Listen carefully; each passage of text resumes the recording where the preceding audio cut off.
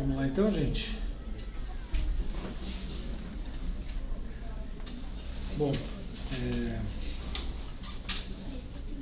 como vocês viram, né, eu passei a minha tradução de alguns parágrafos, né, que eu vou estudar, eu começo a ver pelo alemão e comparar e tal, acabo, não resisto à tentação, acabo traduzindo um pouco, mas não dá tempo também de traduzir muito, né?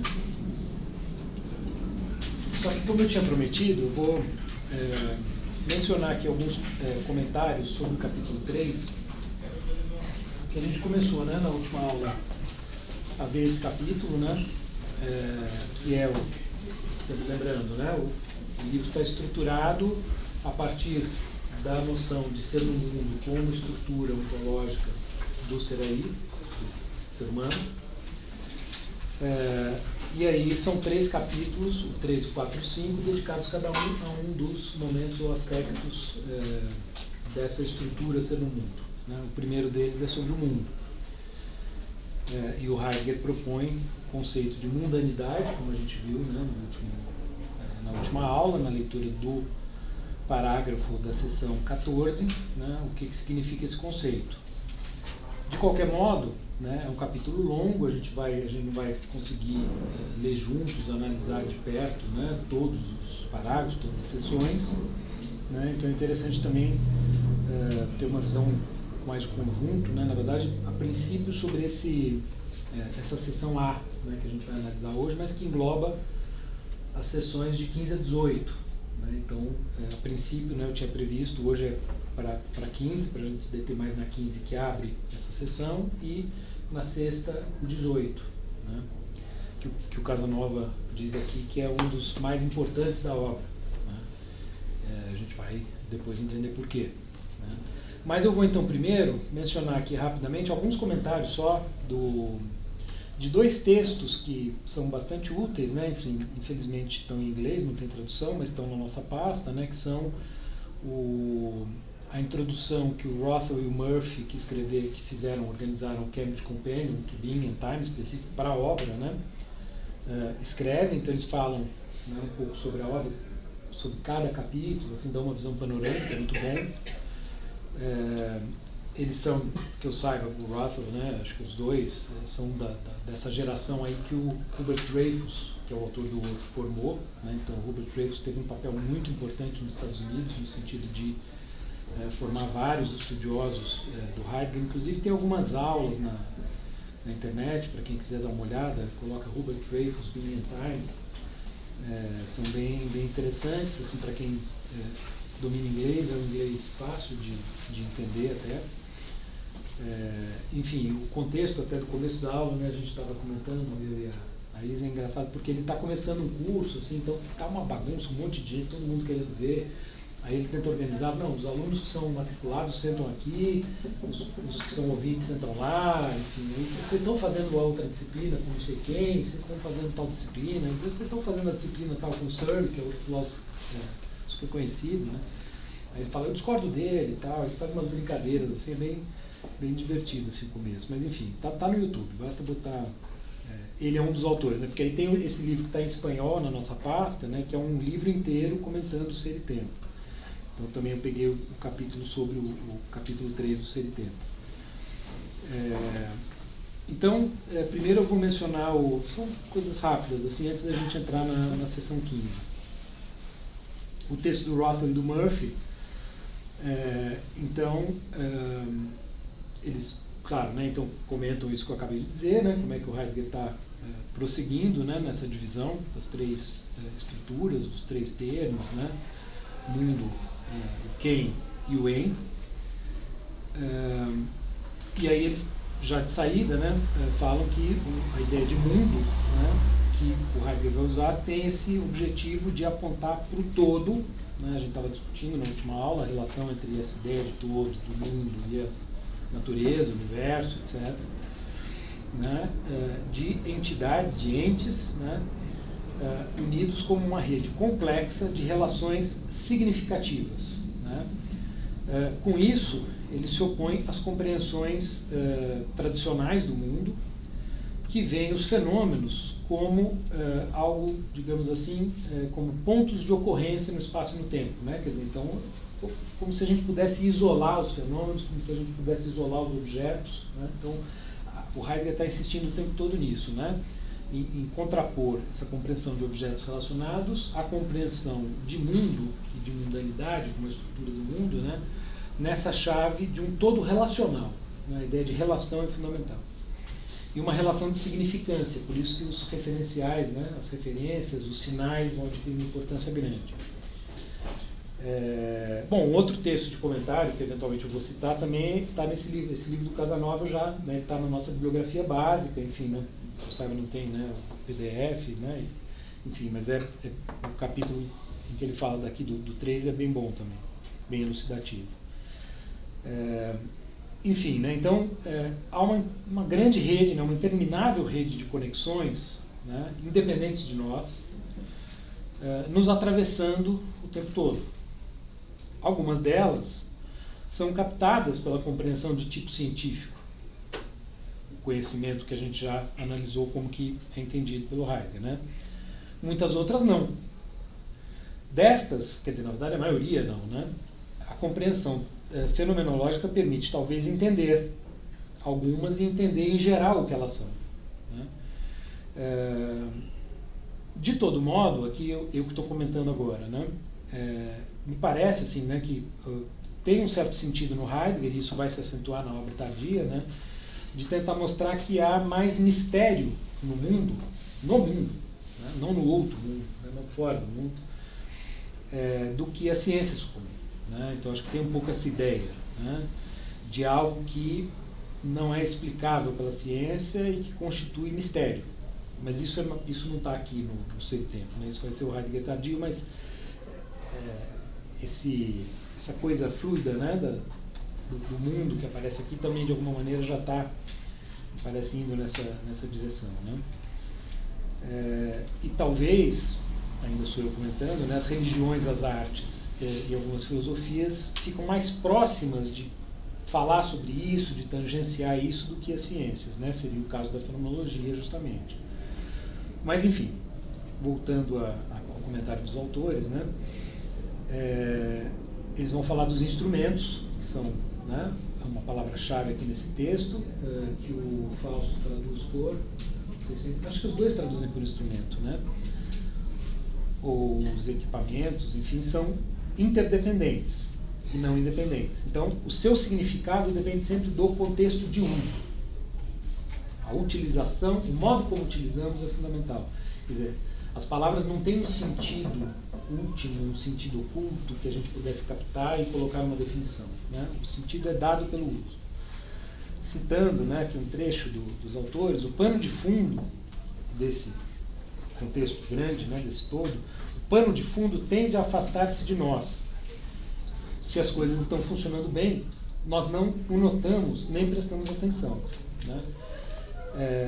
As distâncias espaciais, por exemplo, nós as estabelecemos em termos de comparações de situações de vida e não em termos métricos, né? Os termos métricos, eles vêm depois, eles são colocados pela ciência como uma maneira de lidar com as dimensões espaciais, que não são as dimensões que a gente estabelece na vida cotidiana originariamente. Então os metros e os mapas, né, eles constituem isso que já é descolado do cotidiano, ainda que possa voltar para o cotidiano. Por exemplo, agora a gente está vendo o mapa do campus ali embaixo, eu já comentei, né, falei que eu sempre gostei de mapa, né, eles vêm a fazer parte do cotidiano, né, mas eles se estabelecem num segundo momento. O Heidegger está tentando chegar a esse momento originário de compreensão da espacialidade, né. Então é apenas na base, estou citando, de uma familiaridade, outra noção fundamental que vai aparecer no texto, com o nosso engajamento cotidiano, com o nosso meio cotidiano, que os espaços da geometria ou da física adquirem significado para a gente. Então, só um pouquinho, né, eu tinha prometido trazer esses comentários, né, isso quanto ao texto dos dois autores que organizam o Cambridge Companion, né. Quanto ao Dreyfus, né, então ele tem um capítulo dedicado a esse capítulo, né, que se intitula Disponibilidade e Occurrentness, ou seja, né, acontecência. Eu acho engraçado essa tradução dele. Palavra, né, como se fosse Ele está traduzindo... Suhan Sayadaw. Ah, tá. Isso. Que é do John... Bom, enfim, ele elogia o John Macquarie, né, a tradução. Ele fala que é um termo que ele postulou, não sei. Tá, é porque eu não estou lembrando de ver isso lá, mas enfim. As questões de tradução que a gente sempre menciona. Então, acho que ele que fala que tem que ser o Corvinus. Tá. Pelo que eu me lembro naquela aula, é isso que ele fala. Qual que é o termo original? Suhan. É o Zuhandenheit, que a Márcia traduz por manualidade, né? Disponível à mão. É. E, enfim, eles vão mais por esse lado. Tem um termo em inglês, parece que uma das traduções é handiness, que eu acho muito engraçado. É, porque tem o elemento mão. É. Estou usando o que? Está Read disponível à mão. to, read to hand. Eu acho que essa é a tradução do John Macquarie. Tem. São dois tradutores. É, ele cita Tá essas bem, coisas acho aí. que é essa. Então, ele recomenda essa tradução, mas ele mesmo então não usa a palavra. É, ele usa o Corvinus, mas enfim. E o availableness é o Vorhandenheit, É, que é aquilo que a gente chamou, que eu sugeri presença dada ou simplesmente dado, né? A Márcia diz doente simplesmente dado, que vale para as coisas. Né? isso. E esse acontecer do Zuhandenheit é algo mais próximo de nós, né? Está ligado a essa lida cotidiana, da qual a gente vai falar aqui na sessão 15. Enfim, o Dreyfus tenta mostrar como, né, o Heidegger reconfigura a questão ontológica. Não se trata mais de saber quais entes se reduzem a quais outros entes, ou qual ente seria capaz de explicar todos os demais, que seria a tendência na tradição ontológica, né? De um ente extrair os outros, quer dizer, ter um ente do qual se pode deduzir os outros, né? Isso não seria possível, né? O que há, em vez de entes, é o ser e diferentes modos de ser. Porque o ser mesmo, digamos assim, né, ele não se mostra, né? Vamos dizer, ele só se mostra nos modos de ser, que assumem os existentes, né? E aqui ele está pensando no mundo nosso, né? Então, como que esse modo de ser nosso manifesta o ser. Então, nós temos diferentes comportamentos no mundo, como, por exemplo, o conhecimento, que foi dado na seção 13, e a lida, né, o lidar cotidiano, que vai aparecer aqui, né? O Casanova também traduz por lida, como a Márcia, e o Fausto tem uma outra tradução, que agora eu não estou lembrando. Então tem esses diferentes comportamentos, que são modos de ser, né? E a ideia de existentes, que a gente está vendo há mais tempo, né? De existência, como existência, que se caracteriza por esse, né, para fora, que é próprio, sempre faz parte do nosso ser aí, né? E que então se manifesta nesses diferentes comportamentos. Então todo o modo de argumentar que o Heidegger vai seguir também é muito diferente daquele da tradição e por isso nos traz tantas dificuldades, né? Mas é isso, né? Eu cito o Dreyfus, ele fala, Heidegger propõe sair desse modo cartesiano tradicional de compreender a ontologia, focando no modo de ser mais básico do ente, que é aquilo que ele chama de existência, né? Então, tanto sujeitos como objetos, a gente já passou por isso, só podem ser entendidos nesse contexto de ser no mundo, né? E aí, como é que ele procede, né? As coisas têm que ser, né, isso eu vou falar, está no meu comentário, os primeiros parágrafos, mostrado, concretamente mostrado. Ele usa essa ideia de mostrar, de Aufweis, né?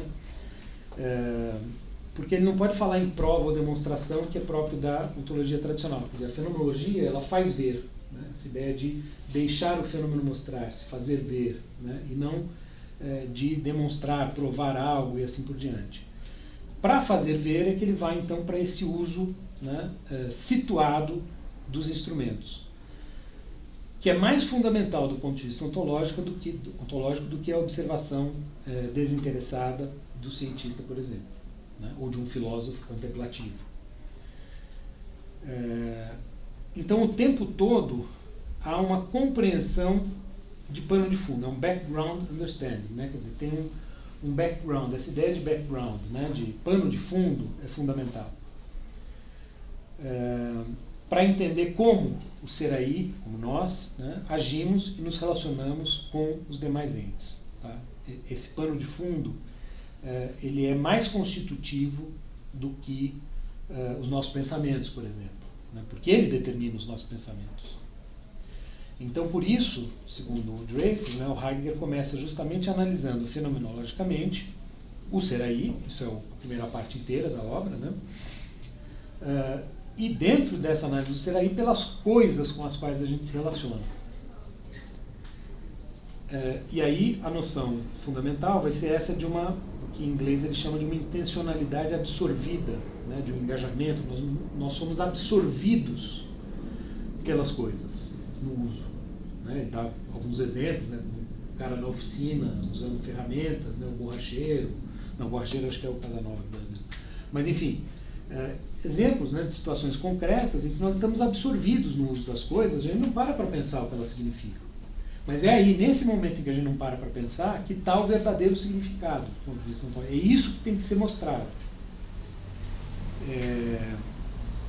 Então, a palavra Zusammenhalt, né, então, que estamos colocando, né, seria esse dar-se, esse acontecer, esse estar à mão, né, que é próprio do instrumento, né, enquanto parte um todo de uma totalidade instrumental, né, palavras que vão aparecer aqui no nosso texto. Aí tem o manuseio, né, a ideia de manuseio, de manipulação, quer dizer, o modo como a gente, por isso a ideia de mão é importante, né, o modo como a gente usa as coisas manualmente. Né, dá o exemplo da oficina, mas vale para a gente lendo livros, né, usando o computador. Então, mesmo que eu não tenha, por exemplo, usado um equipamento de borracheiro, por exemplo, né, de uma marcenaria, né, eu só vou compreendê-lo adequadamente se eu vejo ele sendo usado. Né? Não adianta, por exemplo, eu ler um manual, né, sobre como funciona uma coisa, se eu não tenho a prática. Né? O Casanova até dá exemplo aqui de quando você compra uma televisão, uma coisa qualquer que você precisa montar em casa, né, e você tem um monte de dificuldade, porque você não tem aquela prática, né, e só ler o manual é muito difícil. Né, porque não é um conhecimento teórico, é um conhecimento prático. Né, que quem trabalha com aquilo no dia a dia sabe como funciona. Isso aqui mostra o equipamento, mostra o que ele é. É quando a gente está usando que ele se mostra. Né, é isso que permite compreender. Ele, enquanto coisa, se a gente perguntar o que é o martelo, essa pergunta, a ideia do martelo, tudo isso tende a sumir no momento em que ele está sendo usado. Fica no segundo plano. Ele dá como exemplo, né, a bengala, né, para o homem cego. O homem cego sabe como usar a bengala de um jeito que a gente não sabe. Né, porque ele não tem um sentido que a gente tem, então isso faz com que ele tenha uma prática, né, um conhecimento da bengala que nós jamais poderemos ter. Né? Inclusive ele menciona que esse exemplo da bengala, ele é usado pelo próprio Heidegger, ele é usado pelo Wittgenstein, pelo Polanyi, pelo Merleau-Ponty, quer dizer, muita gente usa esse exemplo. Inclusive uma coisa que eu acho interessante do Robert Dreyfus, né? Isso eu acho que diferencia tanto a leitura dele da do Casanova, por exemplo, é que ele compara muito o Heidegger com outros filósofos mostrando semelhanças, né? O Casanova me parece que tem um esforço muito grande no sentido de mostrar como o Heidegger é único e se diferencia de qualquer outro filósofo. Né? Enfim, né? Né? O Dreyfus e outros filósofos americanos chamam muito a atenção, eu já mencionei isso, para semelhanças entre o primeiro Heidegger, esse do Ser e Tempo, e o segundo Wittgenstein, das investigações filosóficas. Né? Por causa disso. Porque o Wittgenstein também abre mão da compreensão tradicional do significado das coisas, do que é a coisa, né, para o contexto de uso. Né? A gente só entende o que uma coisa é no contexto de uso, não tem um significado boiando no mundo das essências, como em Platão, por exemplo, né, e que de alguma maneira influenciou a tradição racionalista. Quer dizer, o ser em si, que é uma expressão que o Heidegger usa aqui que deixa uma certa ambiguidade no ar, né, porque evidentemente ele não está pensando na noção de em si tradicional, né, ele está colocando entre aspas, mas justamente para dizer, olha, isso que eles estão buscando no céu das ideias, né, na verdade está aqui.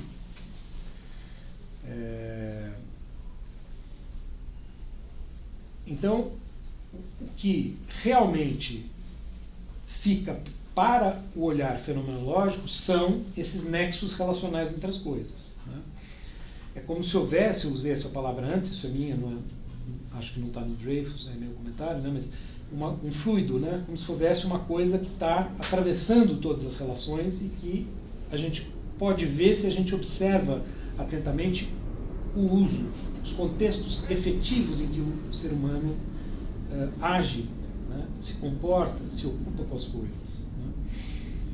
Ele faz uma citação do Heidegger de outro texto aqui, em que ele diz: ser aí não é nada senão essa absorção ocupada no mundo, né? Então, esse deixar-se absorver no mundo. Enfim, ele faz também uma comparação, por exemplo, com Dewey, né? Ele compara com muitos outros autores, né, da filosofia contemporânea, que também, vamos dizer, estão nessa mesma transição de uma ontologia tradicional para uma compreensão do mundo, das coisas, muito mediada pela linguagem e pelo contexto de uso, né? Isso está relacionado com a ideia de virada linguística, né? Então, a diferença, por exemplo, que o Dewey faz entre know-how e know-what, né? Saber o que e saber como, né? A noção de know-how é muito usada, né, no inglês cotidiano, né? Então, o know-how é mais importante do que o know-what, né, no cotidiano, quer dizer, ele é mais fundamental ontologicamente falando, sendo que a tradição sempre viu do contrário, né? Sempre buscou o know-what, o que é a coisa, e não como a coisa funciona, né? Enfim, o que ao mesmo tempo não quer dizer, né, isso é importante, que o nosso comportamento, esse comportamento de absorção, seja uma coisa automática, né? Então o cara está ali ocupado, o borracheiro, o marceneiro, o agente lendo e tal, então o comportamento igual em todos. Não, né? Há especificidades, há peculiaridades subjetivas em cada comportamento, etc, etc, né? Não se trata de negar isso, né? Então, isso vai marcar uma diferença, por exemplo, entre nós e os animais. E, sobretudo, essa é uma discussão que tem havido contemporaneamente, o Dreyfus menciona, e a gente leu recentemente um texto do Charles Taylor, que é um filósofo canadense que eu acho que eu já mencionei aqui, né, em que ele fala da inteligência artificial, né, como que essa compreensão que o Heidegger tem do comportamento humano, da linguagem, etc., permite fazer uma crítica da inteligência artificial, porque a inteligência artificial, ela justamente estabelece padrões de comportamento, né, que não tem a singularidade que tem no comportamento de cada ser ali humano, para o qual cada vez o mundo é meu, né, como diz o Heidegger, cada vez meu. Enfim, né, então isso é importante também, por isso que eu achei legal trazer, porque tem essa discussão contemporânea, né. É Charles o que você falou? Charles Taylor, filósofo canadense. Ele tem dois textos sobre o Heidegger num livro que chama Argumentos Filosóficos, né? Argumentos Filosóficos, Philosophical Arguments, que são bem interessantes, assim. É só aqueles dois textos que ele tem? Acho que tem mais coisas sobre, mas enfim, nesse livro tem dois artigos que são interessantes, um deles inclusive tentando, eu já mencionei, né, que ele vai defender uma concepção de ecologia a partir do Heidegger, interessante. É linguagem e ecologia, né? Acho que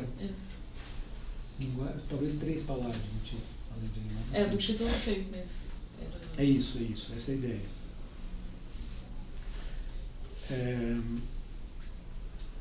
O tema da intencionalidade, que é muito forte no Husserl, né, como a gente viu, como a Isa mostrou nas aulas que ela deu sobre isso, né, ele não aparece explicitamente no Ser e Tempo. O Heidegger não usa a palavra, né, mas, segundo o Dreyfus, né, é uma noção que vale a gente ter em mente para compreender bem a obra, né?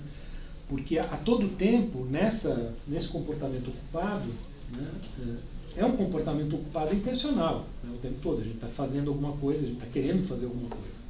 Fala, Lucas. Só para ver se eu entendi, professor.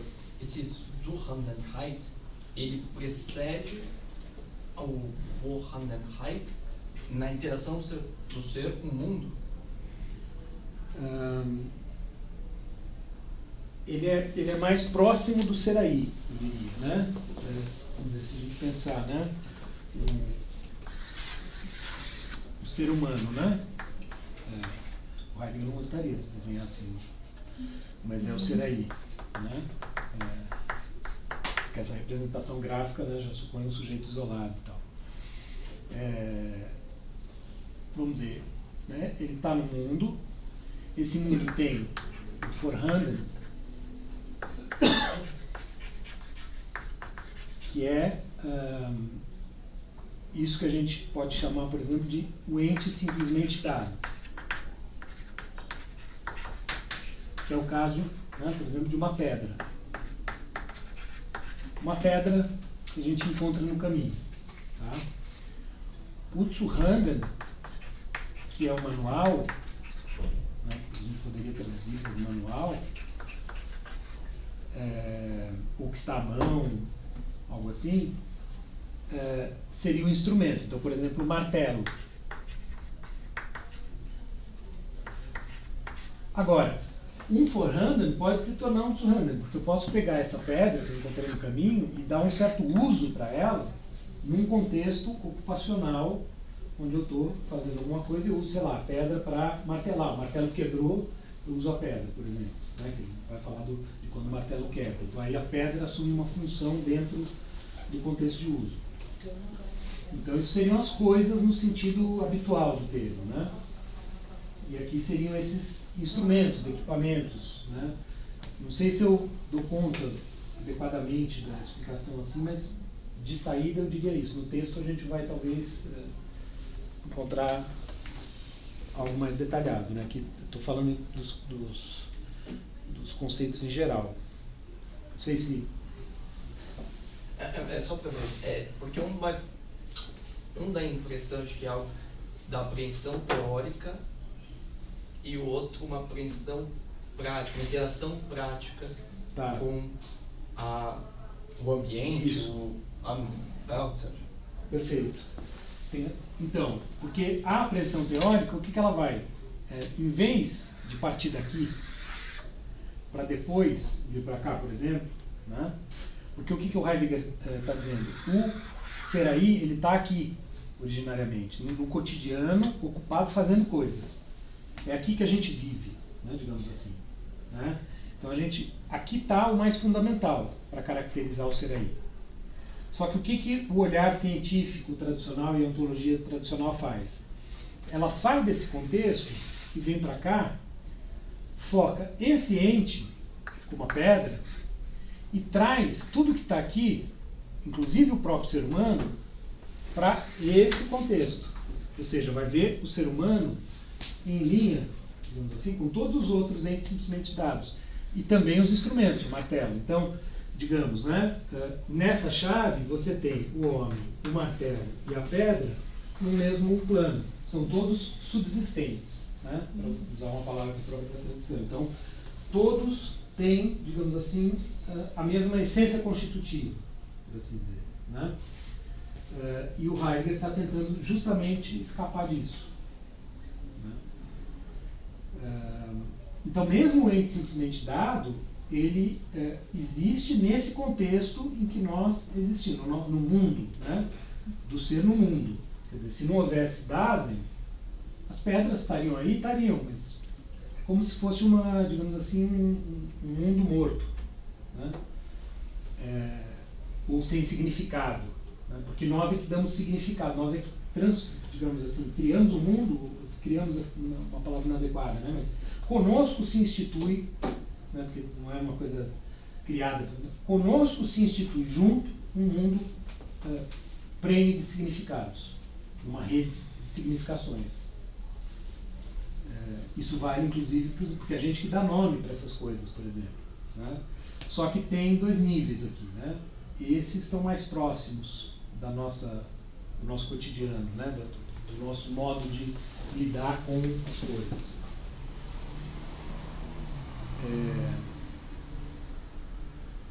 Tá? Esse seria o nível mais primordial de fundamentação, ou seja, de compreensão do ser aí. Né? O Heidegger está tentando, quer dizer, ele está se movendo nessa direção. Né? Ele quer focar Ele quer chegar no ser do ser aí. E para isso ele vai se aproximando dessa dimensão e dizendo aquela dimensão não é adequada. Ele está se afastando dela e vindo para cá. O movimento contrário ao que faz a ontologia tradicional.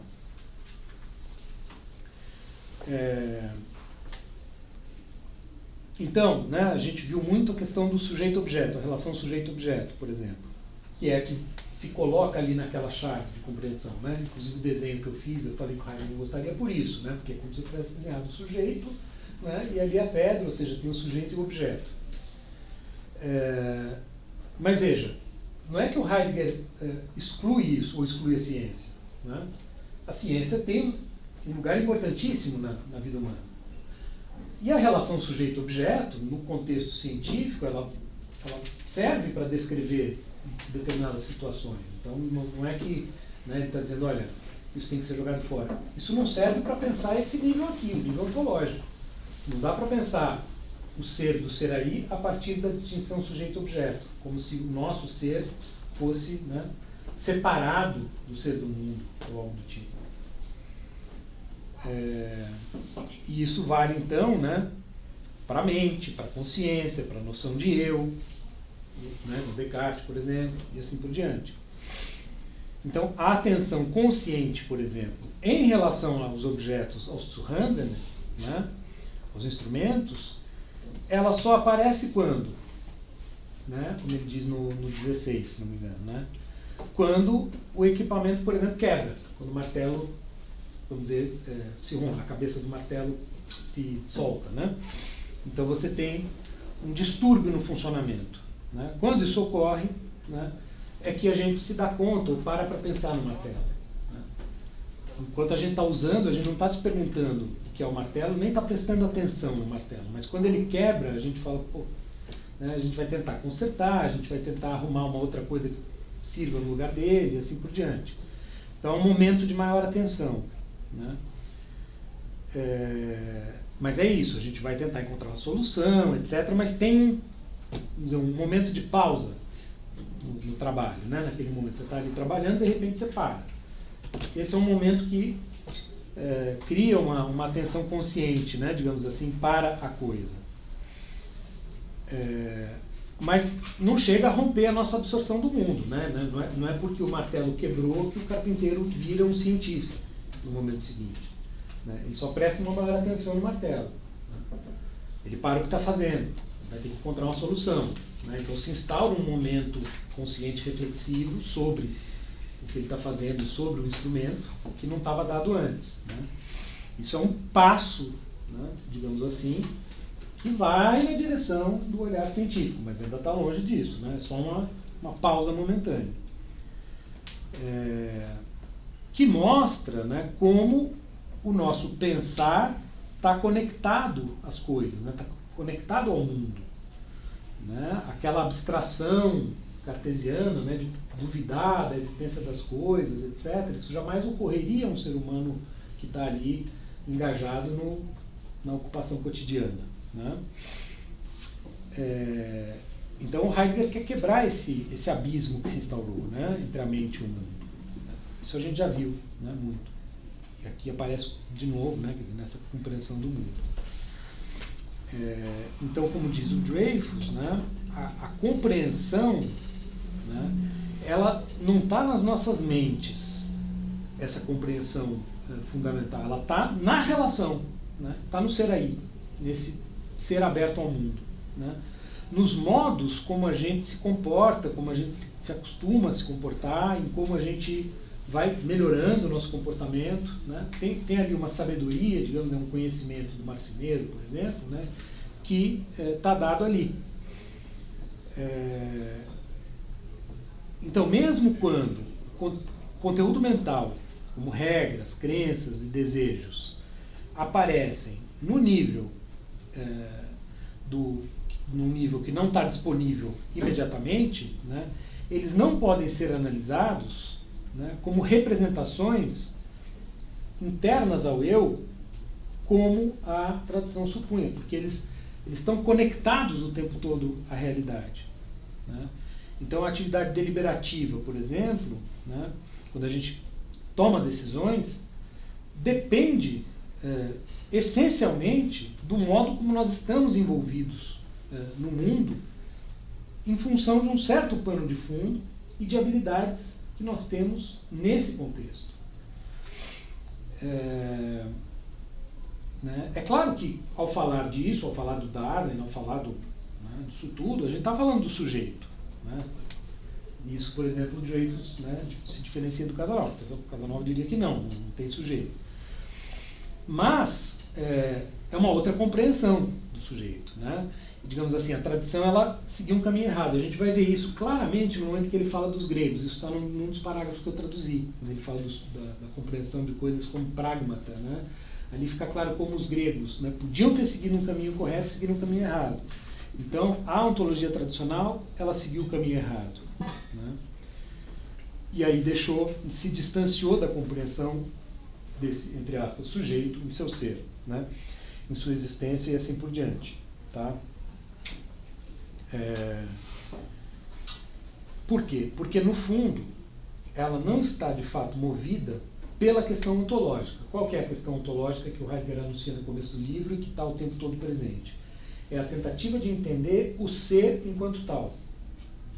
Ou seja, não uma tentativa de entender a essência de cada coisa, né? O que seria, por exemplo, a pedridade da pedra, né? A quididade, aquilo que, né, na ontologia se conceituou muito dessa forma. Né? Então, a essência da pedra, a essência do martelo, né? Que se poderia colocar nesses termos. Então é como se a ontologia tivesse o tempo todo em busca, né, de algo que fosse um elemento comum, a pedridade, a martelidade e assim por diante. Né, e coloca os seres vivos nessa mesma chave. Né, o Heidegger está seguindo um outro caminho. Que, enfim, acho que agora, vindo para a seção 15, talvez a gente avance um pouco, né, em alguns detalhes, mas isso são algumas linhas gerais que eu achei interessante de trazer, por serem comentadores, né, para trazer um pouco essa presença dos comentadores que até aqui eu não tinha trazido. Né. O Casanova também, né, o capítulo dele, como eu já disse, é muito bom, muito esclarecedor. Mas, enfim, depois, à medida que a gente estiver avançando, né, conforme for, eu trago alguns elementos. Vamos à seção 15.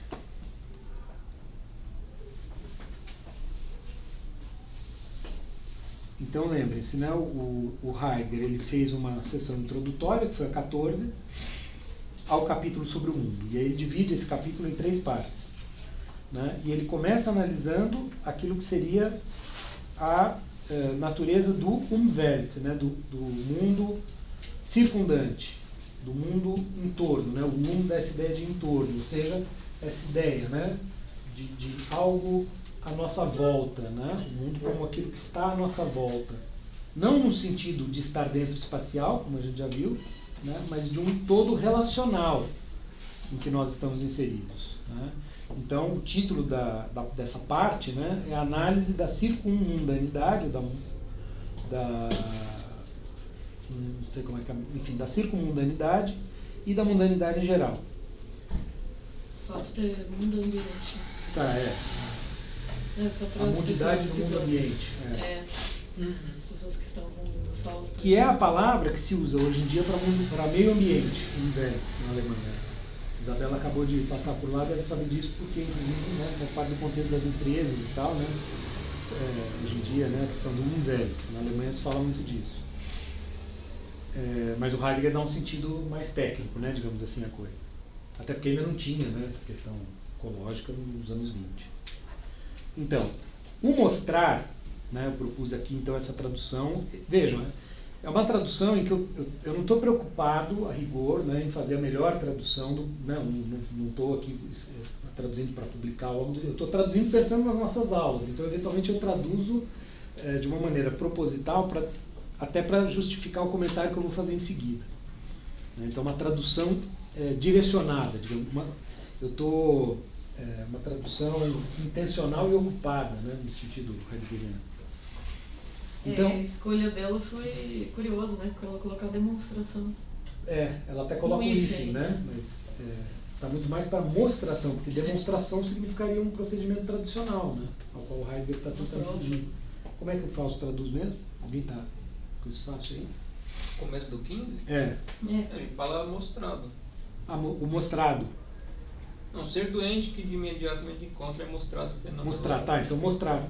Então, no fundo, eu estou traduzindo igual a ele, mas eu coloquei nessa formulação. Né? Então, o mostrar fenomenológico do ser doente que vem ao encontro, de maneira mais próxima, acho que ele coloca de maneira mais imediata, mais próxima, ó, Lucas, aquilo que você tinha perguntado. Né? Então, para mim, o mais próximo, que é o Tsunext, né, que pode ter essas duas acepções, né? Eu vejo dessa forma, quer dizer, ele está mais próximo. Né? Então, o mostrar do ser desse ente se realiza sob o fio condutor do ser no mundo cotidiano, que também denominamos o lidar, o alida, né? Acho que é trato no Fausto, né? É trato. É um gang, que curiosamente também tem essa partícula né? Então é um G, né? Como se fosse também algo que envolve um girar, né? Tratar daquilo que está em volta. O lidar no mundo e com o ente intramundano. Né?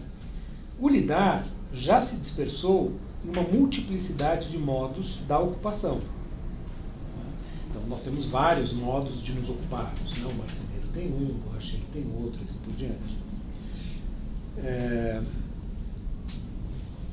O modo mais próximo ou imediato, dependendo de como a gente traduz, do lidar, não é, como já foi mostrado, o conhecer meramente perceptivo, né? Mas sim a ocupação com algo, eu coloquei entre colchetes, né? Está subentendido, a ocupação, no manuseio e no uso, a qual tem seu próprio, entre aspas, conhecimento. Aquilo que eu tinha falado, o conhecimento que é próprio do marceneiro, do borracheiro, de quem lê um livro, né? Do leitor. Né? As várias habilidades que nós temos são conhecimentos de caráter prático, né? Digamos assim. Só que o Heidegger também não quer cair nessa chave, que é uma chave tradicional da oposição teórico-prático. Então ele evita a palavra, mas tem um momento em que ele fala, né? Ele usa o termo, mas ele está tentando fugir porque aí ele cairia em uma série de problemas, né? Mas, né, é o que a gente poderia eventualmente chamar de, né, indo um pouco contra, né, uma sabedoria prática, né, um saber do cotidiano. A pergunta fenomenológica vale, antes de tudo, para o ser doente que vem ao encontro em tal ocupar-se. Tá? Então, é um ente que vem ao encontro, mas que está aqui. Pode até ser a pedra, por exemplo, né? Um pedaço qualquer de material que você pegou ali, de terra, para fazer alguma coisa com ele. Mas é no contexto do uso, da ocupação. Para que tenhamos segurança quanto ao ver aqui requerido, né? Então o Z, então tem lá um alfaz, né? Que a gente pode traduzir por mostrar, e aqui o verbo substantivado, Z, que é ver. Aqui requerido é necessário uma observação metodológica prévia. Né? Então veja, trata-se de mostrar e ver. Né? Isso é uma ideia da fenomenologia e, em particular, do modo como o Heidegger compreende a fenomenologia. Quer dizer, o que ele está tentando fazer na obra não é demonstrar logicamente, por exemplo, né, uma teoria. Ele está tentando nos conduzir, por meio de uma certa linguagem, né, nos conduzir, nos levar a ver algo que ele está tentando mostrar. Então trata-se de mostrar e ver, né? Mais do que outro procedimento teórico. Tá? Claro que esse mostrar e ver é metafórico, né? Ele não está nos mostrando algo, né? Ele já morreu, né? Mas, enfim, é metafórico, mas ao mesmo tempo é uma metáfora que substitui, né, para ele de maneira fundamental as palavras que designavam o procedimento argumentativo tradicional. Né? Então eu faço aqui esse comentário. Notem que se trata aqui de um mostrar que por seu turno supõe um ver da parte do leitor, né? Eu até coloquei como questão, mas imagino que sim, né? O qual será explicitado em seguida. Quanto ao ocupar-se ou ocupação, trata-se de um modo de ser do ser aí, do Dasein, que, já tendo sido introduzido na seção 13, será aqui objeto de análise justamente por ser o mais próximo ou imediato do ser no mundo cotidiano. Também caracterizável como lidar, né? Aqui ele falou ser no mundo e lidar. Cotidiano, né? O ser no mundo cotidiano. mais próximo, por exemplo, do que aquele do conhecer teórico. E dotado ele mesmo, esse ocupar-se cotidiano na lida com os objetos, de um conhecer diferente do teórico ou científico. Ou seja, o ser no mundo cotidiano é lidar. O lidar se desmembra em ocupar-se, dentro do qual está o conhecer teórico como conhecer derivado, o preocupar-se, que vai aparecer na relação com o outro, e assim por diante. Né? Então, diferentes modos de ser. Né? Mas o cientista ele também tem uma atividade na qual ele se ocupa. Né? Então, o cientista no laboratório, observando, né? Fazendo um experimento, ele também está ali numa ocupação, que também requer um tipo de saber prático, que não é o conhecimento teórico que ele está produzindo. Né? Então, o Heidegger está dizendo, olha, é nesse agir cotidiano, nesse lidar com as coisas que está a nossa essência, por assim dizer. Né? E não numa ideia abstrata de ser humano. Então, no segundo parágrafo ele diz, na abertura e explicação do ser, o ente é a cada vez o pré-temático e cotemático. O tema mesmo é o ser. Então, veja, o objeto da fenomenologia é o ser. Né? Mas, por onde que a gente vê? A gente não tem como, digamos assim, ver o ser propriamente, né, nele mesmo. Digamos assim. Ele está acontecendo o tempo todo. Né? A gente vê os sendo, né? As coisas que estão sendo. Né? Que, vamos dizer, em que o ser se mostra, portanto. Então, o ente serve sempre ou como pré-temático, no sentido de que ele ainda não foi tematizado, como no caso do uso cotidiano, né? Ou como aquilo que é cotemático, que é tematizado ao mesmo tempo, porque tem sempre que ter um tema ôntico, né? Não dá para pensar o ser sozinho, tem sempre que ter alguma coisa, algum ente. No âmbito do que estamos analisando agora, o ente pré-temático é o que se mostra na ocupação com o mundo circundante. Esse ente não é aqui o objeto de um conhecimento teórico do mundo, entre aspas. Né? Ele é aquilo que utilizamos, produzimos, etc. Com esse ente que vem assim ao encontro, deixa-se ver, pré-tematicamente, mas deixa-se ver, um conhecimento, entre aspas, que, sendo fenomenológico, vê primeiramente o ser e, a partir dessa tematização do ser, cotematiza cada vez um ente. Essa interpretação fenomenológica não é, portanto, um conhecimento das propriedades ônticas do ente, da pedridade da pedra, por exemplo, né? Ou da sua consistência, né? Da sua cor e coisas assim. Mas uma determinação da estrutura de seu ser.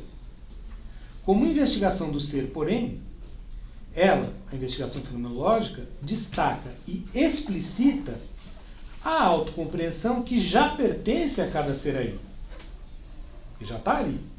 E vive, entre aspas, o lebendig, né? É vivente, enfim, está vivendo, está viva, em cada lidar com o ente.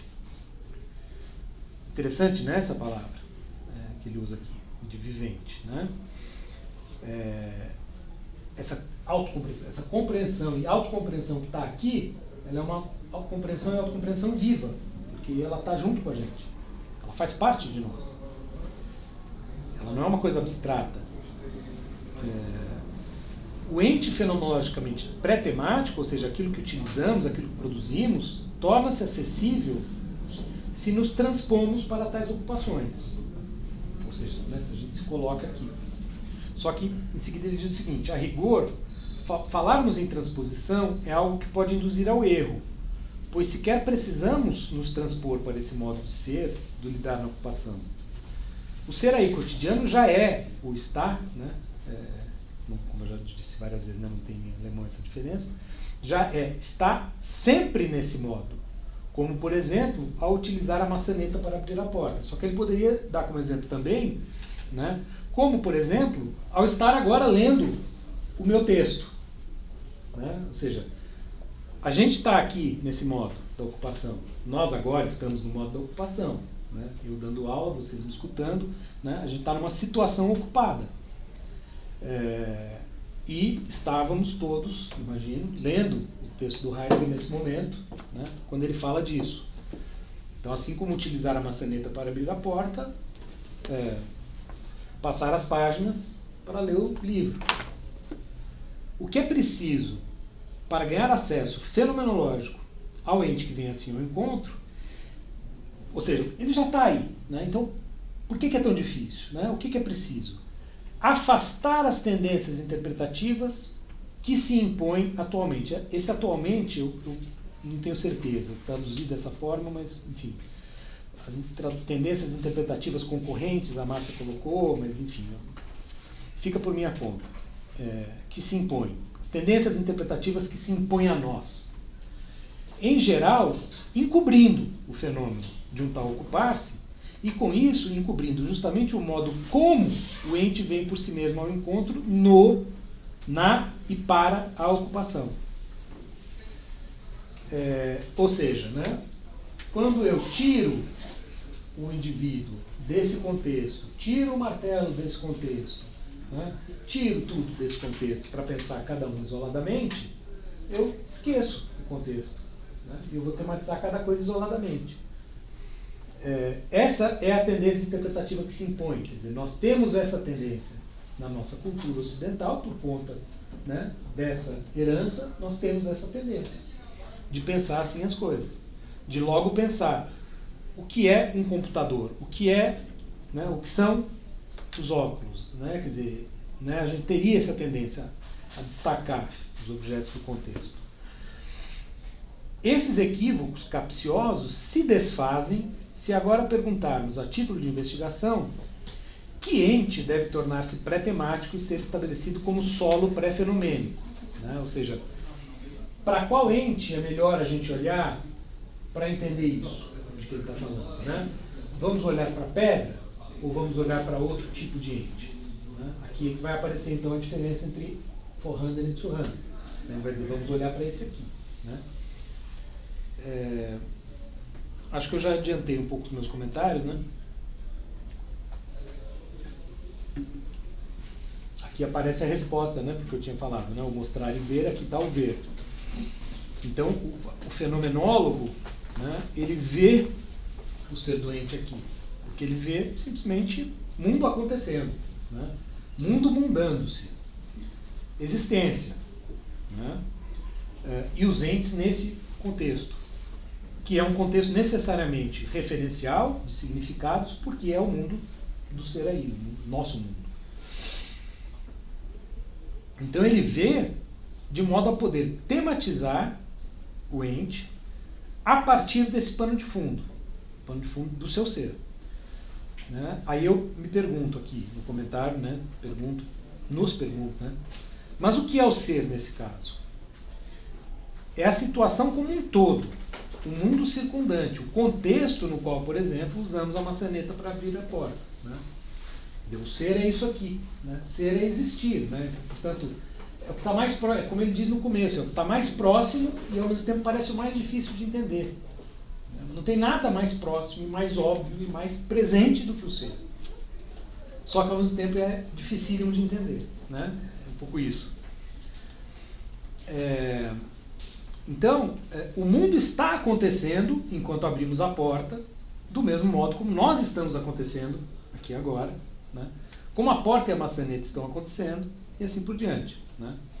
O ser é o próprio acontecer, isso sou eu, né, interpretando aqui no meu comentário. É a este que se dirige o olhar do fenomenólogo, buscando destacar, explicitar o que já está, obviamente, ali, embora não tematizado. Porque nós não fomos, né, quer dizer, o nosso modo de tematizar segue um outro caminho. É este olhar, este ver, que lhe permite ao fenomenólogo, né, ao estudioso disso, determinar a estrutura do ser, como ele disse, dos entes. Mas por que é tudo tão difícil de entender? Ora, porque o nosso olhar está enviesado, a metáfora é boa, né, porque se enviesa o olhar, enviesado pelas tendências interpretativas dominantes, que nos fazem focar os objetos separados do seu contexto. A maçaneta, a porta, as mãos que mexem na maçaneta, etc. Pensem bem, se alguém nos pedir para dizer o que está havendo, aqui agora, por exemplo, a nossa tendência imediata é olhar para as coisas, ligá-las de um certo modo através das palavras e descrever assim uma pequena parte do todo contextual. Né? Por exemplo, o professor está dando aula. Né? Isso está longe de mostrar o que está acontecendo aqui agora. Né? Porque é um pedaço do todo. Né? Então, a nossa tendência é fazer isso. O ver de que se trata aqui é anterior a essa articulação objetivo-linguística. Né? Esse vai ser uma discussão lá na frente, né? Inclusive se é pré-linguístico ou não. Né? Porque a linguagem talvez seja, né, já esteja aí. Só uma discussão à parte. Mas tem, né, algo que é anterior a esse tipo de articulação proposicional, certamente. Isso a gente vai ver no capítulo que fala, né, de proposição, discurso, etc. Né? Essa articulação proposicional, que o professor está dando aula, né, tem algo que é anterior, que é a situação aqui ocorrente, existente. Né? A nossa cultura, ao contrário de outras, talvez, né, como talvez a do Seraí primitivo, né, que foi abordado na seção 11, ou a cultura oriental, com a qual Heidegger vai dialogar muito pensando nisso, a nossa cultura ela é essencialmente objetivo-linguística, né, linguística nesse sentido, e por isso é preciso, antes de mais nada, afastar essas tendências. Por isso que o texto do Heidegger está sempre muito mais negando, né, eu já falei disso, caracterizando negativamente o que ele quer dizer do que positivamente, porque ele está afastando maneiras de ver que são equivocadas. Daí o parágrafo encerrar-se com uma nova pergunta. Se é desse tipo de ver que se trata, que ente deve servir de solo? E aí ele diz, começando o parágrafo seguinte: normalmente se responde as coisas, de Dinger. Como eu tinha falado para o Lucas, né, o sentido habitual do termo coisa, pensando na pedra, na árvore, então as coisas. Mas com esta resposta óbvia, já perdemos talvez o solo fenomênico buscado, pois nesta enunciação do ente como coisa, res, né, em latim, reside uma característica ontológica implicitamente preconceitual. Aí eu forcei a barra na tradução, né, porque vorgreifende, como se fosse, né, um movimento de conceituação prévio. Né? Como se nós já fôssemos aos objetos com esse modo de conceitualizá-los, né? Com uma tendência que foi posta em nós culturalmente.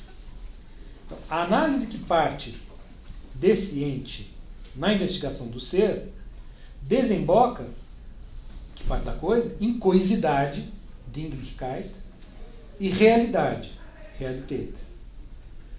Percebam, os dois têm esse idade, né? Como eu tinha falado de pedridade, arboridade, assim por diante. Você desemboca na coisidade. Avançando nessa direção, a explicação ontológica, ele está falando da explicação errada, né? Encontra caracteres ontológicos como substancialidade, materialidade, extensão, colateralidade, né? Aqui colateralidade tem outras traduções, mas literalmente, né, é estar ao lado de. Né, que são categorias tradicionais da ontologia da metafísica ocidental. Né? Substancialidade, desde Aristóteles, materialidade, né, a ideia de coisas materiais, como se a materialidade pudesse ser um elemento comum a tudo. Isso vai dar no materialismo, por exemplo, que, né, extremamente forte no século XIX e até hoje. A ideia de matéria como sendo o elemento comum a tudo. Extensão é como Descartes vê o elemento comum a tudo, que existe no espaço e no tempo, é a extensão. Então veja, ele está falando de categorias que são categorias nas quais essa metafísica desembocou porque partiu das coisas. Olhou daquela forma. Mas nesse ser, o ente que vem ao encontro na ocupação também está, a princípio, pré-ontologicamente encoberto, porque você tirou as coisas do contexto. ainda que se queira dizer outra coisa do ponto de vista ôntico, quando a gente usa a palavra coisa, chamar de coisas ao ente que é dado mais proximamente é cometer um equívoco ontológico. Então, claro, se a gente usa a palavra coisa, né, no sentido ôntico, você diz, essas coisas que estão aqui na minha mala, né, essas coisas que estão ali atrás, tudo bem, eu estou usando com um sentido ôntico, não tem problema nenhum. Né? Mas querer usar essa noção como uma categoria ontológica fundamental para definir o ser dos entes, em geral, é um grande equívoco ontológico, segundo Heidegger. Que se evidencia, por isso, né, o caminho que ele está seguindo vai ficar mais claro para nós se a gente pensa nesse ente que está mais próximo. Né? Se a gente for falar da pedra, talvez não fique tão claro porque que caracterizá-la como coisa é ruim. Mas se a gente for falar do martelo, né, das coisas que a gente usa, isso pode tornar mais claro. Por que coisa não é uma boa categoria? Então, o que se quer dizer realmente, quando se fala em coisa como, né, isso tudo, né, e com essas categorias todas, permanece indeterminado. Né? Ou seja, não dá certo. Essa metafísica, ela... Ou então, se caracterizam essas coisas como coisas dotadas de valor. Né? Aquele diálogo que a gente já falou, acho que na última aula. Né? E ele pergunta, o que significa valor em termos ontológicos? Como se deve compreender esse dotar e ser dotado categorialmente? Né? Ou seja, atribuir valor e ter valor atribuído. Lembre-se, né? Ele está em diálogo com as filosofias do valor. Né? Scherer, Rickert, próprio Nietzsche em alguma medida, né? Que nos define como seres valoradores. Por que o valorar? Por que o valor seria uma boa categoria? Né? Então, ele diz, a parte a obscuridade dessa estrutura de um dotado de valor, conseguiu-se encontrar o caráter ontológico fenômeno do ente que vem ao encontro no modo de lidar da ocupação? Ou seja, deu certo essa estratégia? Né? Está insinuando que não, né? Mas veja, de novo, né? Deixa eu ver se no meu comentário aqui eu já não digo. Então, aqui ficou clara a ligação entre o nosso modo de ver as coisas, que eu tinha associado no meu último comentário à nossa cultura, e o modo de responder a pergunta sobre o ser doente, que é a própria tradição ontológica. Esta aqui, partindo da noção de coisa, acaba recorrendo a noções como substancialidade, materialidade, etc. Né? E ela não se dá conta, ou não se dá conta, nós não nos damos conta em geral, nessa chave, do ser doente que vem ao encontro na ocupação. Isto é, daquilo que eu chamei de acontecer em meu último comentário. Não é bem isso, talvez, mas enfim. Vejam bem, sai o verbo, entram os substantivos na tradição ontológica. Quer dizer, em vez de pensar no acontecer, no ocupar-se, e o Heidegger quase sempre faz o quê? Ele substantiva os verbos, o que é muito comum em alemão. Então é das sehen, das besorgen, e assim por diante. Né? Então são verbos substantivados, como o nosso infinitivo. Né? Então, como dizer, o acontecer, o ocupar-se, o usar, e assim por diante. Né? Ou seja, o foco está no verbo. Aquilo que eu já falei algumas vezes, né? Do movimento, né? Do processo. Ai, não gosto dessas palavras, né? Não gosto de nada. Ao passo que lá a gente vai cair em substantivos. Substância, matéria. Né? Isso eu acho que fala muito, né? Da diferença de orientação ontológica. Agora, o diálogo com a filosofia, com as filosofias do valor é curioso, né? E como entrou aqui de repente também, né? Porque fica claro o seguinte, se estamos dispostos a sair daquela tradição, e as filosofias do valor também estão, né? O Nietzsche também está, o Scherer está, e assim por diante, né? Se a gente não vai seguir aquele caminho, por que a noção de valor não serve? Essa que está sendo proposta por outros filósofos da época. Né? Então ele tem que trazer esse diálogo ao texto sempre, porque ele vai apresentar uma outra alternativa. Mas ele está concorrendo com essa filosofia. Né? E aí a questão, né, seria uma questão, enfim, para deixar no fundo aí e tal, uma possível problematização, é até que ponto ele não vai fazer algo parecido. Porque eu acho que o questionamento que ele coloca é qual é o valor ontológico do valor, digamos assim. Qual a importância de se perguntar para o valor de algo ontologicamente falando? Que tipo de diferença isso vai fazer sobre a questão do que é o ser, enfim. Obviamente, as pessoas que acreditam na filosofia do valor acreditam que Sim. Não existe pensamento isento de valoração. Você está fazendo um juízo de valor a todo momento. Mas ele realmente coloca como contraposição essa questão do utilizar, o uso, a significância, a vivência do objeto, né? Ele faz exatamente o mesmo movimento no curso de 1919. É a mesma coisa. Sim. Em vez de ser o valor da cadeira, né, o sentimentalismo que eu tenho com uma cadeira, por exemplo, pode ser por causa de uma vivência, né, de uma coisa que se deu pelo uso, pode até se comunitariamente dar pelo uso, mas não é transcendental. Né? Não é uma relação de valor que ultrapassa aquele âmbito. É pelo uso, né? É concreto. Seria mais concreto do que a noção de valor, né? Acho que pelo menos dessas figuras, assim. Mas é difícil pensar esse contexto da utilização cotidiana, né, sem que, ao menos, a noção de valor esteja ali. Ela pode não ser a chave, né, mas a gente está usando, né, com um objetivo. Eu acho que a questão é... Sim, eu tenho o uso do objetivo, né? Mas o objeto para o Heidegger ele é cheio de vida, né? Ele tem uma história, enfim. Ele próprio. Ele tem uma movimentação, enfim, ele vai falar, inclusive, ele vai dar exemplos, tipo, o anel ele se movimenta em 4 sentidos, né? Isso é o Heidegger maturo. Sim. Ele tem uma preleção sobre isso. Então ele tem uma história, ele tem um são movimento. sentidos né? em que aparecem valores nossos. Né? Sim, mas é feito na concretude. Pelo menos as pessoas com quem ele está dialogando, tentavam... Vão para aquela ideia transcendental, né? Iriam tentar encontrar um valor do qual não é só movido por questões históricas e sociais. Que ultrapasse isso, como o Caseiro vai tentar achar formas em que todos os âmbitos da cultura vão se relacionar. Uma noção formal, abstrata e de caráter universal. Por exemplo, ele tenta achar o que a noção de tempo da ciência tem em comum com a noção de tempo do mito. É uma das coisas que ele tenta procurar. Ele fala, é uma questão de que... Agora eu não vou lembrar, enfim, exatamente o que eles tinham em comum. Mas eu acho que é de sucessão. A ideia de sucessão é igual nos dois. Ele vai tentar achar isso para tentar achar algo transcendental mesmo. Para o Heidegger isso não existe, teoricamente. Sim. A não ser que você considera isso o Surhanderheit, coisas que... Que vai ter um momento, né, que ele fala da relação universal aqui, inclusive, né? Ele tem um universal aqui ainda, se ele tem.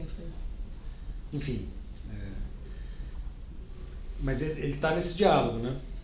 Ou seja, com filosofias que também estão se contrapondo. Porque, veja, contrapor-se à ontologia tradicional, contrapor-se à ontologia cartesiana, a essa altura do campeonato, 1927, já virou moeda comum, é lugar comum. Descartes é o espantalho em que todo mundo bate. Né? O Nietzsche já dava porrada, está todo mundo batendo no Descartes. Quer dizer, o Descartes apanha de todo mundo. Bater no Descartes já virou assim, né? Chutar cachorro morto. Quer dizer, então, né, não é aí que está a novidade. Né? Quer dizer, em como, então, que alternativa apresentar, uma vez que se saiu da ontologia tradicional. Eu não entendi o negócio.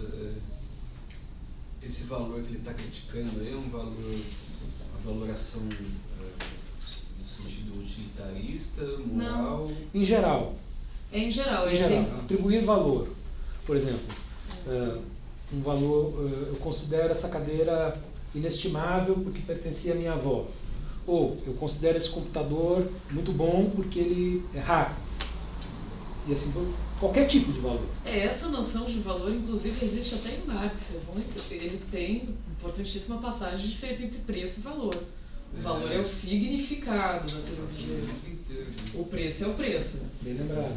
Quantitativo. Enfim, é uma coisa que estava se discutindo na época, né? Faz parte do contexto, assim. Se voltou a se pensar as categorias de valor, enfim.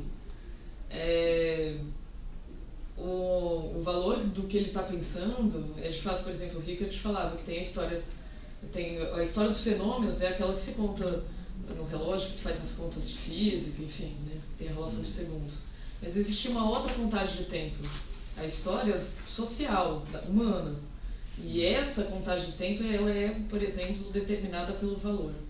Por que a gente acha que alguns acontecimentos históricos são mais importantes que outros? Eles podem, né, ter relevância de ser estudados mais do que outros. Por que a queda de Constantinopla é mais importante do que qualquer outra coisa que aconteceu? Se a gente dá um valor, existe uma relação de valor ali daquele acontecimento que se sobrepõe aos outros, entende? Então, isso é uma... Mas daí não é um valor, eu estava pensando num valor do ser aí. Mas não é o caso, né? Não, mas é mais do nós, esse valor que você está falando, por exemplo. É um valor universal transcendental, só que, por exemplo, ele também é confuso. Esses Ele é dado pensadores... culturalmente, mas também pode ser dado individualmente. Nos dois planos. E o tipo, ele é dependendo transcendental, do quanto de poder sim, você sim. tem. ele está num âmbito, tipo, do a priori, digamos, assim... Eu coloquei na lousa na última aula, lembra? Que eu coloquei o valor lá em cima, eu fiz aquela... não sei se você estava, né, terça? Terça não, sexta. Tá. Que eu fiz aquela... Ah, sim. Eu coloquei o valor lá em cima, quer dizer, pensando assim, vale, né, o valor vale, né, como uma categoria universal para descrever qualquer valoração, seja ela individual, seja coletiva, seja cultural, seja histórica. Né? Você tá falando. Não, mas é que, por exemplo, o Cassirer é um neocantiano, então ele Não. parte de uma estrutura compreensiva kantiana e o valor vai ficar ali, digamos, né? O Kant colocava as categorias puramente intelectivas, né, de compreensão, o Cassirer coloca, por exemplo, a noção de valor, né? O próprio Nietzsche, numa outra chave, né, claro, uma chave transcendental, mas ele também fala do ser humano como um ser valorador. A vontade de poder, né, ela opera em nós como um valorar. A gente está sempre valorando as coisas em função do nosso querer, né? Então a gente, por exemplo, prefere uma coisa a outra, dá mais valor a isso ou aquilo, e assim. Então seria um comportamento constitutivo do ser humano. Sim. Percebe? Quer dizer, uma tentativa de encontrar aquilo que seria mais constitutivo do ser humano. Isso que para o Heidegger vai ser o cuidar. Né? Então percebe, quer dizer, ele quer dizer que ele não está inserido nessa competição com ninguém. Né? Ele não está disputando terreno porque ele está fazendo uma coisa inteiramente nova. Mas ele vai colocar o cuidar num lugar análogo àquele em que o Nietzsche, por exemplo, coloca o valorar. Não são noções a rigor tão distantes assim, né, se você pensar bem. Né? Porque a gente cuida, né? Claro, aí não é um sentido aí daria, né, para discutir longamente as duas noções, o valorar no Nietzsche, o cuidar no Heidegger e tal, mas enfim. Mas ele está disputando aí com esses caras, né? Mas o cuidar aí tem um sentido mais ontológico. Emocional ou não? Mas o quê? Não, pelo contrário, né? Emocional. Não. Cuidado, você pode cuidar de algo sem ter ligação emocional àquilo. Cuidado é a relação de agir sobre, né? De estar no âmbito em que você atua sobre. Estou cuidando dessa garrafa, por exemplo, na medida em que ainda tem água nela e eu vou tomar um gole, sei lá. Qualquer coisa. Está valorando, é a mesma coisa. Então, só que tipo, é uma maneira diferente, assim, do que ele queria se afastar das categorias de valor, porque ele estaria muito ligado àquela tradição que ele quer negar nesse momento, né? Ele não quer partir delas. Mas no Cassirer tem um sentido transcendental, no Nietzsche, por exemplo, não tem, né? Quer dizer, não sei como opera. Pode ser, né, que tenha muito do Nietzsche aqui, sorrateiramente. Sim. E no Cassirer, teoricamente a gente só vai falar do Nietzsche, só vai falar do Nietzsche depois, né?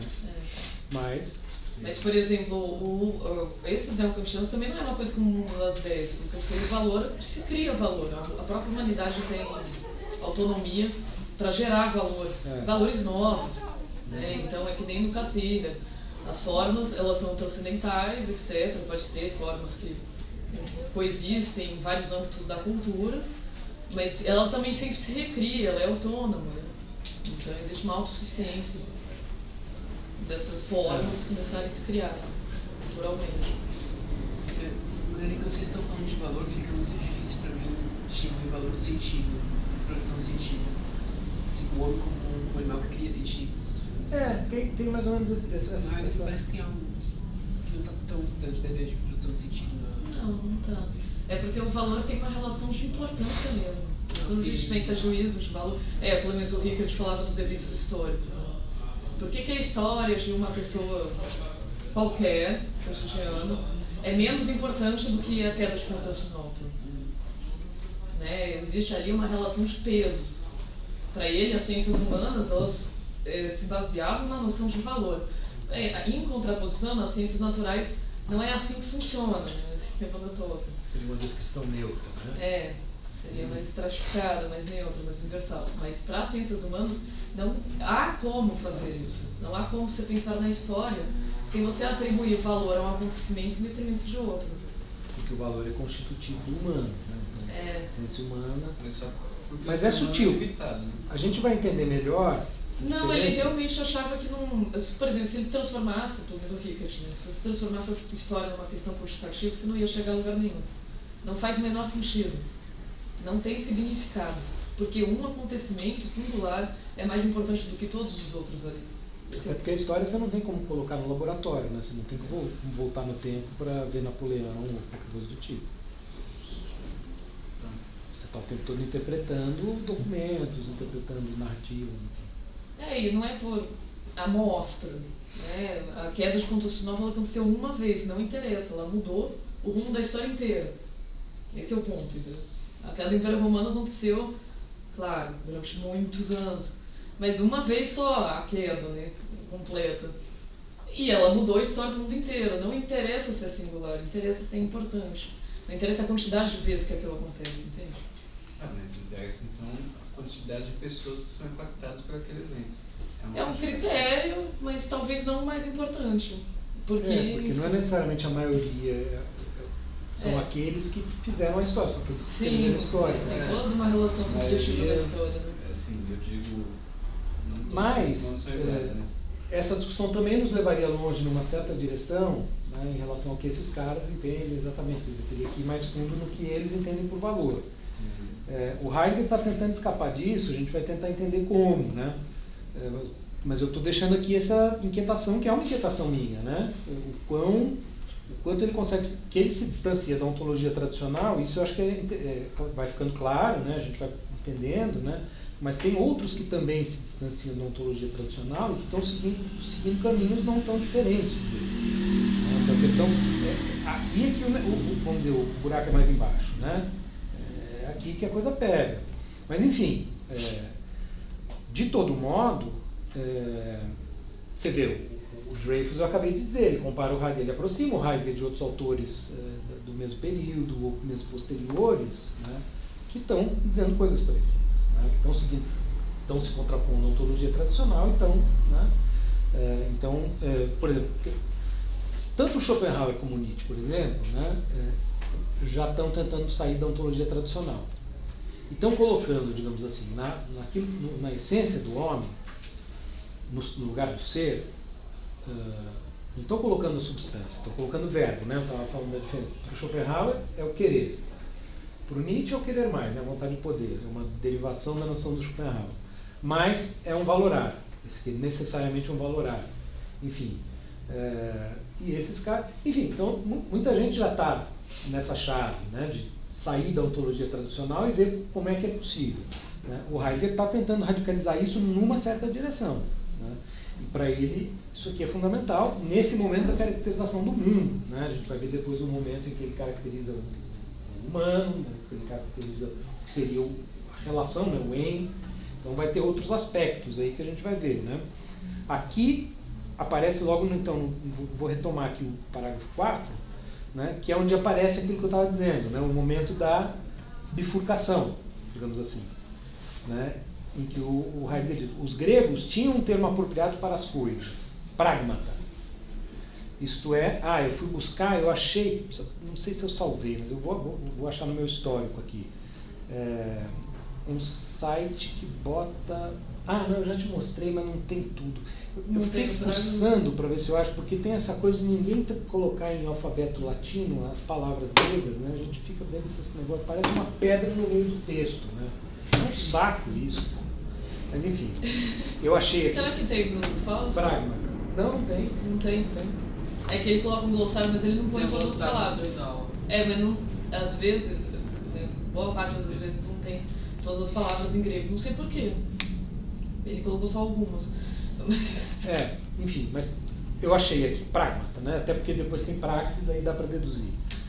Isto é, aquilo que se deve fazer quando se está ocupado na lida, lidando com algo. Então, bom, as interpretações que o Heidegger faz dos vocábulos gregos também são muito questionadas, né? Mas ele faz interpretações interessadas. De todo modo, ele parece estar mostrando assim, o conceito de coisa nos gregos ele era um conceito semanticamente, né? Ele tinha um campo semântico mais amplo do que o nosso conceito de coisa. Então, coisa significava diferentes coisas, né? Então, pragmata era um. Mas, no âmbito ontológico, eles, os próprios gregos, deixaram justamente o caráter especificamente pragmático das pragmata na obscuridade e as caracterizaram de saída como meras coisas. Então aí está o erro fundante, né? Nós, então diz o Heidegger logo em seguida, denominamos o ente que vem ao encontro na ocupação como instrumento, que ele introduz então o vocábulo, o conceito, Zeug, né? No lidar, costumamos encontrar instrumentos de escrever, de costurar, de medir, bem como carros, ferramentas, etc. O modo de ser do instrumento deve ser esclarecido. Isto ocorrerá se tomarmos como fio condutor a delimitação prévia daquilo que faz de um instrumento, a instrumentalidade. Bom, como eu coloquei, né, esse modo de considerar a filosofia grega é comum em Heidegger. Graças à língua, né, eles tinham tudo, tinham potencial para ir no caminho certo, mas escolheram o caminho errado. E com isso fundaram a ontologia tradicional, já aludida no parágrafo anterior. Feita a menção à língua e ao erro dos gregos, Heidegger vai diretamente à palavra que ele usará para designar o ente em questão, instrumento. Então, aqui, Zeug é a palavra para falar do Tsurrano. Vamos então a ele delimitando a sua instrumentalidade, que daí vem de novo a cuididade, né? Que eu disse que não pode, mas tem aqui. Enfim, a instrumentalidade do instrumento. Esse procedimento, partir do ente para buscar o que ele é essencialmente, sua cuididade, é o mesmo da tradição, que começa justamente com os gregos ali. O que há de fundamentalmente distinto aí?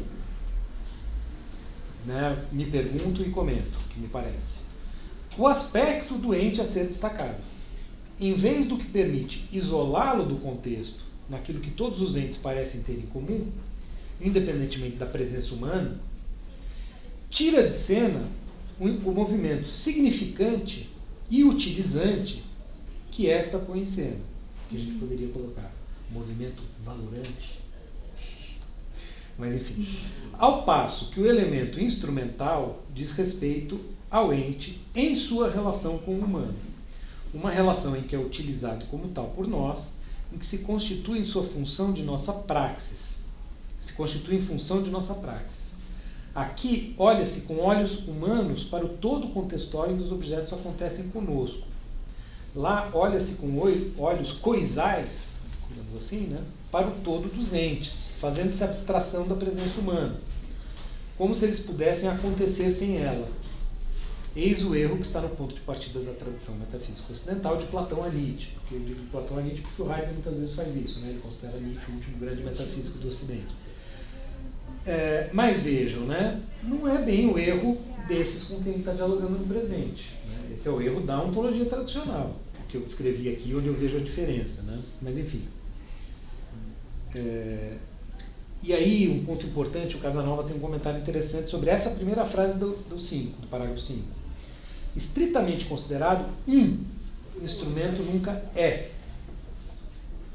Ao ser do instrumento, pertence sempre um todo instrumental, no qual esse instrumento pode ser o que ele é. Ou seja, meu comentário, o ser não está nem no particular, nem no universal, mas sempre na relação, no contextual, que tem algo de particular e algo de universal. Quer dizer, essa é a velha questão, essa é a obsessão, inclusive, do próprio Heidegger, desde que ele leu Brentano em 1909, salvo engano. É isso mesmo. Como compreender a relação entre universal e particular. Né? Ora, o segredo está no meio, me parece. Né? Não dá para encontrar o universal em si, nem o particular em si. Né? O que tem são sempre relações. Né? Então, um instrumento não é. Ele é junto com, né, outros instrumentos. Assim como um Ser aí nunca é. Né? Isso vai ficar claro no capítulo 4, né? Acho que Capítulo do Ken. Nós somos mit Dasein, né? Ser aí com o outro. Né, tem a frase aqui do Casanova que ele comenta isso também, chamando a atenção para a importância desse momento. Mas enfim, eu não vou achar rápido aqui, mas ele destaca essa frase. Né?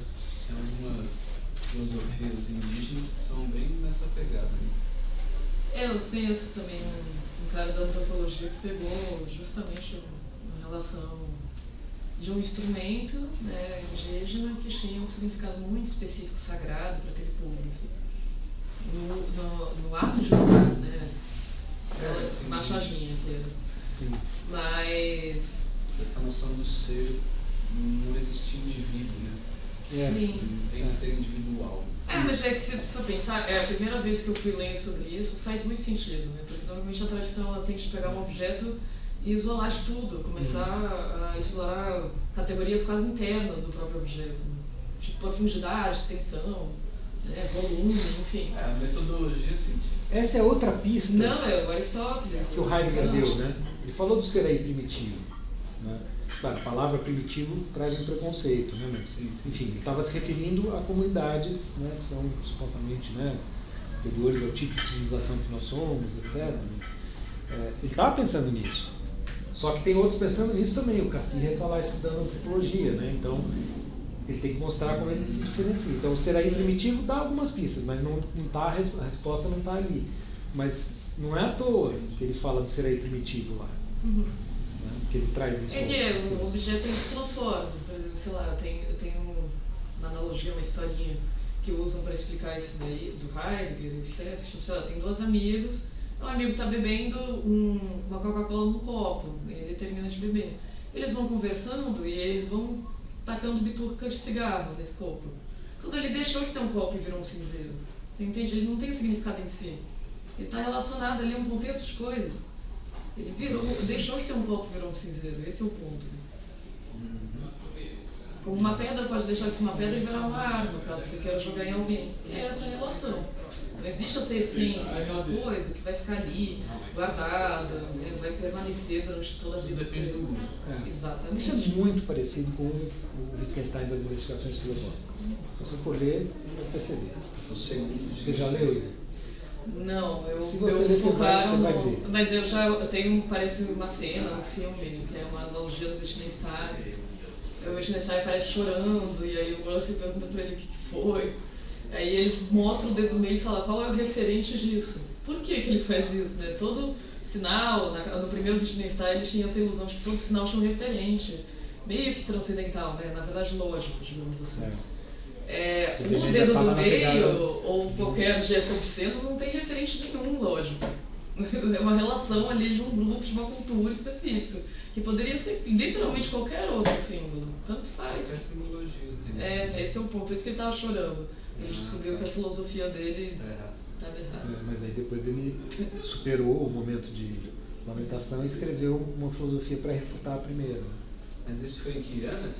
Ele ficou muito tempo quieto. Ele ficou muito. Porque, tipo, inclusive tem é engraçado. Que filme é esse que você estava lá? Oi? E tem um filme do Wittgenstein meio lado B, assim, meio baixo orçamento. Depois ele passa. Quero pensar no alto orçamento de Wittgenstein. Ninguém vai assistir. Bilheteria vai pagar.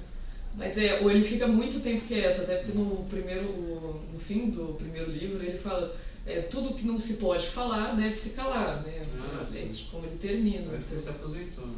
Ele meio que se aposentou, ele foi ensinar crianças, deu um problema ali, tanto faz, mas ele foi tentar ir para a União Soviética, a vida dele... Ele fez várias coisas, assim, uma vida bem curiosa. Ele foi para a vida prática mesmo, porque ele achou que ele tinha terminado os problemas ali, né? Aí ele saiu de lá, né, da abstração máxima. Usou a escada metafísica, né, que é, enfim, essa questão da escada voltou também. para a Terra. Usou aquela teoria para resolver os problemas linguísticos e foi embora.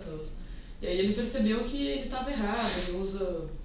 é interessante as analogias, né? Ele fala, eu estava usando lentes de outra cor, eu via tudo da mesma cor. Mas eu tirando a lente eu via a realidade, ou seja, ele estava enganado. Essas coisas. Só concluindo aqui, porque a gente já está no quinto, né? Já aqui no quinto vai aparecer a noção de referência, que é fundamental para o restante do capítulo, né? Essa ideia de Verweisung, pode ser referência, o Fausto traduz por remissão, né? Que é o fato de uma coisa se referir à outra, que é esse elemento relacional necessariamente presente, né, no contexto do qual a gente está falando aqui. Fala. Mas esse elemento relacional, ele se dá apenas às ferramentas ou ao ente em si? O ente em si. Ao ente em si, porque isso é próprio do mundo do Seraí. Só que isso se mostra mais claramente aqui. Então, o Heidegger veio para cá por uma necessidade metodológica. Foi isso que ele estava explicitando, né, quando eu falei do ver, mostrar. Por que ele veio para cá? Porque aqui seria mais fácil da gente ver. Mas vai valer para tudo. Só que, por quê? Porque é o mundo humano. Né? Então, em que há uma rede de significações. Então, e aí sem o humano a gente não consegue pensar o mundo, na verdade. Né? A gente tentar pensar o mundo sem o humano enfim, seria um mundo sem significado nenhum. Né? Mas quando a gente pensa esse mundo, é um humano pensando esse mundo. Né? E é um humano pensando no mundo, com outros humanos que pensam no mundo. Isso é também pensando no mundo. Exato. Relações, quer dizer, por sua vez, essas relações também se dão entre os humanos, exato. E esse é o tempo que ele fala, não? Bom, eu não posso dizer que a gente vai chegar lá porque a gente não vai chegar lá. Vai, né? Mas as pessoas têm curiosidade com isso, mas a temporalidade, de certa maneira, vamos dizer, ela é o que perpassa tudo, né? E que faz com que tudo seja relacional, por exemplo, né? Porque tudo, eu diria, né, não sei que não é uma palavra adequada, mas tudo está em permanente movimento, né, mudança, como ela falou, por exemplo, do significado do copo, né, que vira cinzeiro. Né? Então há essa permanente movimento, quer dizer, tudo, o acontecer é temporal. Né? O acontecer do mundo é temporal. Então a temporalidade seria aquilo que é o mais fundo, né, o fundamento mesmo, ao qual ele vai chegar aos poucos, né, à medida que ele vai mostrando, né, quer dizer, uma hora vai desembocar lá na temporalidade. Mas, enfim, como a gente não vai chegar lá, eu estou dando spoiler mesmo, né, é nisso que ele vai desembocar. Então, a temporalidade, ela de alguma maneira vai ser a noção que melhor serviria para explicar tudo isso, digamos assim, né. Sacanagem. Oi? O título do livro tem duas palavras, ser e tempo, não escolher uma. Não, é que a gente vai trabalhar a primeira parte de Ser e Tempo, que é focada no Dasein.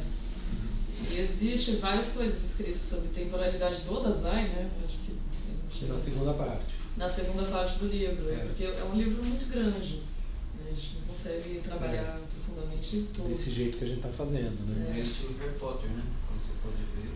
Não é muito fácil de ler. E ele vai chegar então na temporalidade via Dasein, né? Ele vai, no final, né, ele já está começando a falar da temporalidade ela mesma, né? Só que o terceiro volume, né, a terceira parte, o terceiro tomo, como a gente quiser chamar, é que seria sobre o ser ele mesmo, né?